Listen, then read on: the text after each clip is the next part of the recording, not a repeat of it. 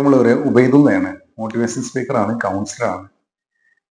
ഇന്ന് കണ്ടൊരു വാർത്ത, ഇടുക്കിയിൽ 9ാം ക്ലാസ്സുകാരി പ്രസവിച്ചു. 14കാരൻ പ്രതി. വായിച്ച് കാണും. നമ്മൾ മനസ്സിലാക്കേണ്ടത്, ഇവിടെ ഇങ്ങനെ പറഞ്ഞു വരുമ്പോൾ ആ മാതാവും പിതാവും വേർപെട്ടാണ് ജീവിക്കുന്നത്. പിതാവിന്റെ കൂടെ നിൽക്കുന്ന മോള് സ്കൂൾ അവധി ദിവസത്തിൽ മാതാവിന്റെ വീട്ടിലേക്ക് വിരുന്നു പോയതാണ്. അവിടെ വെച്ചിട്ടാണ് പീഡനം നടന്നിട്ടുള്ളത്. അഥവാ സമപ്രായക്കാരനായ കുടുംബത്തിൽപ്പെട്ട ഒരു കുട്ടിയുമായിട്ടാണ്. നമ്മൾ ഇവിടെ മനസ്സിലാക്കേണ്ട കാര്യം, ഏതാനും വർഷം മുമ്പ് നാഷണൽ ക്രൈം റെക്കോർഡ് ബ്യൂറോ പഠനം നടത്തി പറഞ്ഞൊരു സത്യമുണ്ട്. ഒളിച്ചോടി പോകുന്ന മക്കളിൽ 70% പ്രശ്നബാധിത കുടുംബത്തിലുള്ള മക്കളാണ്. അഥവാ അവിടെ എന്നും ആ കുട്ടിയുടെ അച്ഛനും അമ്മയും വഴക്കാണ്. അവിടെ സ്വസ്ഥത, സമാധാനം, സ്നേഹം, സന്തോഷം ഇതൊന്നും ആ മക്കള് മനസ്സിലാക്കുന്നില്ല. പറയാനുള്ളത്, ഈ രൂപത്തിലാണ് നമ്മുടെ വീട്ടിലൊക്കെ സാഹചര്യമെങ്കിൽ തീർച്ചയായിട്ടും സ്നേഹരാഹിത്യത്തിന്റെ പടുക്കുയിലേക്ക് അധപ്പതിച്ചു പോകുന്ന നമ്മുടെ മക്കള് എവിടെന്നെങ്കിലും കിട്ടുന്ന പ്രലോഭനങ്ങളില്, സ്നേഹവാക്കുകളില്, മധുരമായ സംസാരങ്ങളിൽ വീണു പോകുന്നുണ്ട്. ഇത്തരം വാർത്തകൾ ആദ്യമായിട്ടല്ല, നിരന്തരം നമ്മൾ കണ്ടുകൊണ്ടിരിക്കുന്നതാണ്, കേട്ടുകൊണ്ടിരിക്കുന്നതാണ്. ആയതുകൊണ്ട് പറയാനുള്ളത് മാതാപിതാക്കളോടാണ്. മക്കൾക്ക് വേണ്ടി ജീവിക്കുന്ന നമ്മൾ, ആ മക്കൾ നമ്മിൽ നിന്നും കണ്ടുപിടിക്കേണ്ട ഒരുപാട് കാര്യങ്ങളുണ്ട്, കണ്ടു പഠിക്കേണ്ടാത്ത കാര്യങ്ങളുണ്ട്.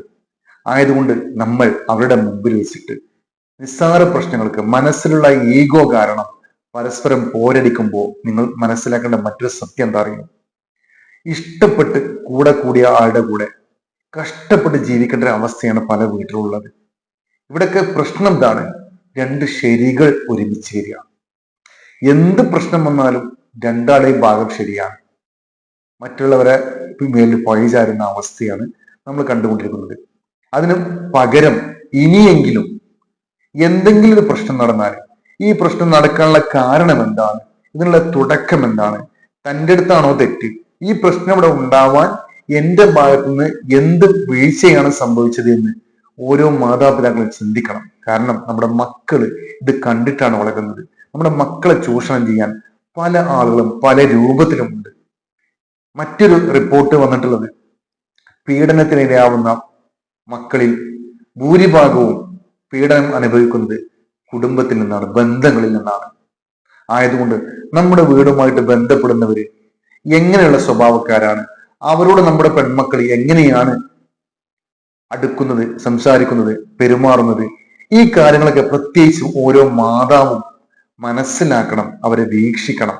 എന്നാൽ ഇത്തരം നമ്മുടെ മക്കളെ കുറിച്ച് ഇത്തരം മോശപ്പെട്ട വാർത്തകൾ ഒരിക്കലും നമുക്ക് കേൾക്കാൻ ഇടവരില്ല എന്ന സത്യം ഓരോ മാതാപിതാക്കളും ചിന്തിക്കണമെന്നാണ് എനിക്ക് പറയാൻ.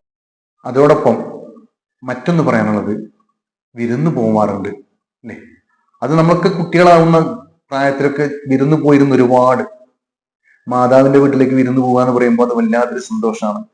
പഴയ കാലത്തൊക്കെ വിരുന്നു പോകുമ്പോൾ ആണും പെണ്ണും വ്യത്യാസമില്ലാതെ എല്ലാവരും ഒരേ സ്ഥലത്ത് ഒരുമിച്ചായിരുന്നു കിടന്നിരുന്നത്. അന്നൊക്കെ ആകെയുള്ള ടൈം പാസ് എന്ന് പറയുന്നത് കഥ പറയുക. വിളക്ക് ഊതിക്കഴിഞ്ഞാൽ കഥ പറയുന്ന ഒരു ശീലമായിരുന്നു. ഒരു തലക്കെന്ന് കഥ തുടങ്ങും. പണ്ട് ഒരു കുറുക്കൻ ഉണ്ടായിരുന്നു കേട്ടോ. അപ്പൊ മറ്റുള്ള കുട്ടികൾ മൂളണം. മൂളിയിട്ടില്ലെങ്കിൽ ഓരോ കുട്ടികളും ഉറങ്ങിപ്പോയി എന്നാണ് മനസ്സിലാക്കുക. അങ്ങനെ വളരെ രസകരമായ ഒരു കാലഘട്ടം കഴിഞ്ഞു പോയിരുന്നു. അന്ന് മറ്റൊരു ചിന്തയും ഈ മക്കൾക്ക് ഉണ്ടായിരുന്നില്ല. പക്ഷേ ഈ കാലഘട്ടം അങ്ങനെയല്ല. നമ്മൾ വിരുന്ന് പോകുമ്പോൾ, പ്രത്യേകിച്ച് മാതാവിനോട് പറയാനുള്ളത്, അമ്മമാരോട് പറയാനുള്ളത്, നിങ്ങൾ വിരുന്ന് പോകുമ്പോൾ തീർച്ചയായിട്ടും നിങ്ങളുടെ പെൺകുട്ടികൾ നിങ്ങളുടെ അടുത്തന്നെ കിടക്കുന്നുണ്ടോ നിങ്ങൾ ഉറപ്പുവരുത്തണം. നിങ്ങൾക്ക് ഒരുപാട് കാര്യങ്ങൾ സംസാരിക്കാനുണ്ടാവും. കാരണം നിങ്ങളുടെ സഹോദരിമാർ വന്നിട്ടുണ്ടാവും, സഹോദരന്മാരുണ്ടാവും, എല്ലാവരും ഉണ്ടാവും. അങ്ങനെ എന്തെങ്കിലും ഒരു സ്കൂൾ അവധിയിൽ ഒരുമിച്ച് കൂടുമ്പോൾ ഒരുപാട് കാര്യങ്ങൾ നിങ്ങൾക്ക് ചർച്ച ചെയ്യാനുണ്ടാവും. ഈ ചർച്ച ചെയ്യുന്നതിന്റെ ഇടയിൽ നമ്മുടെ മക്കൾ ആരുടെ കൂടെയാണ്, എവിടെയാണ്, എന്ത് ചെയ്യുന്നു, എവിടെയാണ് കിടക്കുന്നത്, ഈ കാര്യങ്ങളൊന്നും ചിന്തിക്കാൻ പല അമ്മമാർക്കും സമയമില്ല. ആയതുകൊണ്ട് തന്നെയാണ് ഇത്തരം നിരവധി വാർത്തകൾ നമ്മൾ ദിനംപ്രതി കണ്ടുകൊണ്ടിരിക്കുന്നത്. ഇനിയെങ്കിലും ഇത്തരം ചതിക്കുഴികൾ, കാരണം അവസരങ്ങളാണ് നമ്മളെ എല്ലാവരെയും ഓരോ തെറ്റിലേക്ക് എത്തിക്കുന്നത്. ഇത്തരം അവസരങ്ങൾ നമ്മുടെ മക്കൾ ചതിക്കുഴിയിൽ വീഴാനുള്ള അവസരങ്ങൾ നമ്മളായിട്ട് ഒരുക്കി കൊടുക്കാതെ മക്കളെ കുറിച്ചൊരു ശ്രദ്ധ വേണം. എത്ര തിരക്കാണെങ്കിലും എത്ര നല്ല ചർച്ചയാണ് നിങ്ങൾ നടത്തുന്നതെങ്കിലും അതിൻ്റെ ഇടയ്ക്ക് നമ്മുടെ മക്കൾ എവിടെയാണ്, മക്കൾ കൂടെ ഉണ്ടോ, ഈ ഒരു ചിന്ത ഓരോ മാതാവിന്റെയും മനസ്സിലുണ്ടാവണമെന്നാണ് എനിക്ക് പറയാനുള്ളത്. ഇത്രയും പറഞ്ഞുകൊണ്ട് നിർത്തുന്നു. നന്ദി. Thank you.